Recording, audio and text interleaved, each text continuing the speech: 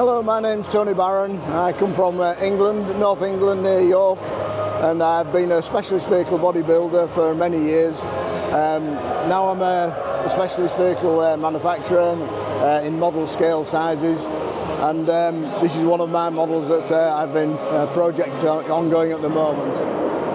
It's a 1/8 scale version of a British Army Hagglund BV206 troop transporter, used for over snow, but also was very useful in the desert.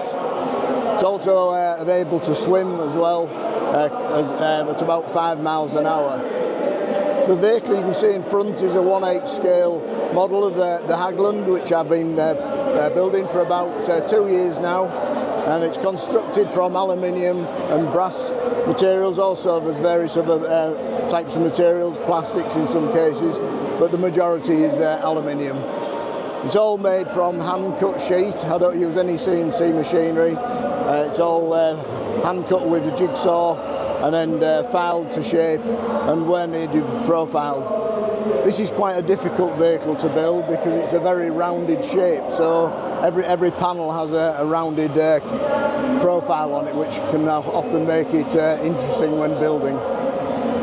The brass work on the top, you can see that's made using various brass materials, also pieces of flat bar and flat brass, and then it's soldered together using soft solder. The joints on the construction of the body, they're like an overlapping joint.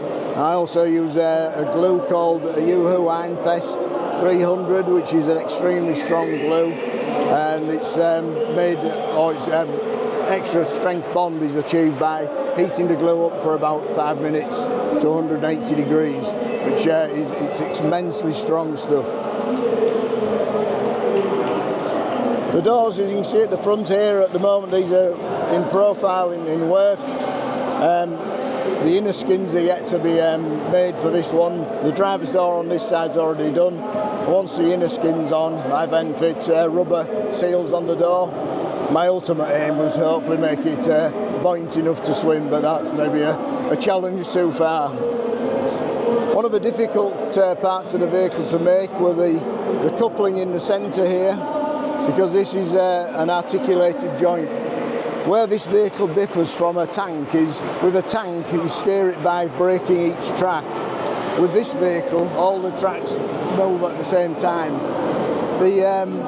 The vehicle actually bends itself using hydraulics, which the cylinders aren't on the vehicle yet, but there's 2 hydraulic cylinders here which actually bend the vehicle that way.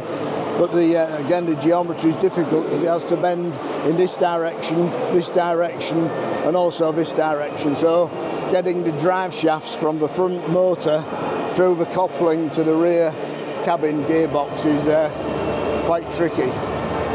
The track system on here, we've been working on this, it's CNC profiled. Each road wheel has a spring linkage on it which allows it to follow the terrain accurately. On the top of the vehicle we have the opening hatches where when it's swimming these are open, so if it does come to sink then people can get out pretty quickly. Also again we've got toolboxes and storage boxes on the tops of the vehicle, and as you can see here these are the antennas which are used for the radio equipment. These in this case are made from carbon fibre rod and just a piece of spring on them to act like the real vehicle. On the top of the vehicle there you can see there's an orange beacon, and this operates as well. So obviously not during conflict, it's illuminated for when convoys on the road are progressing.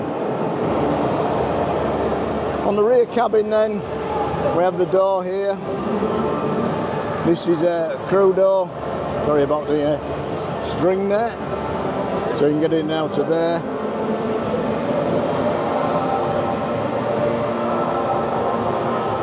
And inside, on the inside there's further detail. I'll just move it around for you. At the rear of the vehicle, the inside's detailed as well, as per the original vehicle. No creature comforts here for troops. It's wooden planks and seat belts, and that's about as much as you get. The interesting fact about this vehicle is that with the track width as it is, you can see that it's 2/3 track and 1/3 is not track. And whilst with the military, I had occasion being in the Arctic where the vehicle was travelling along on the snow, and we stopped. They opened the back door, a soldier jumped out and went about shoulder deep in snow. And that's how effective, it's less than a man's footprint, the ground pressure in the vehicle. At the back then, you can see on the rear here is a coupling, so the vehicle is capable of towing a trailer, or sometimes it'll tow an artillery piece as well.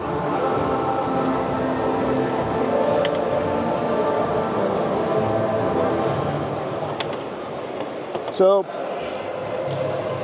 these are some of the components we're just working on at the moment. This is the actual gearbox, and this appears this direction on the front vehicle, and on the rear vehicle this one. And this is where the coupling actually comes into, and this produces the drive through to the sprockets on the tracks. The tracks in this case are actually car timing belts, and we're in the process of making those into a proper vehicle track for the vehicle to move along. This piece is a chassis section, just to give you an idea of the underside of it. It's made from 2 parts, folded, and then it's actually using this very strong Uhu Einfest glue. It's glued together with the spring mounts on here as well, and it is very, very strong indeed. You won't break it. So it's a very useful simulation for a welded seam as such. This is one of the chassis components. The reason it's got these holes on the back is so when we got it sort of finally settled down, we can actually dial in the track tension to give it proper support. There's 4 of these to each vehicle. This is the front side. You then get the road wheels here. And then at the rear there's the final road wheel, but that's on another piece of the system, so you can actually adjust the track tension.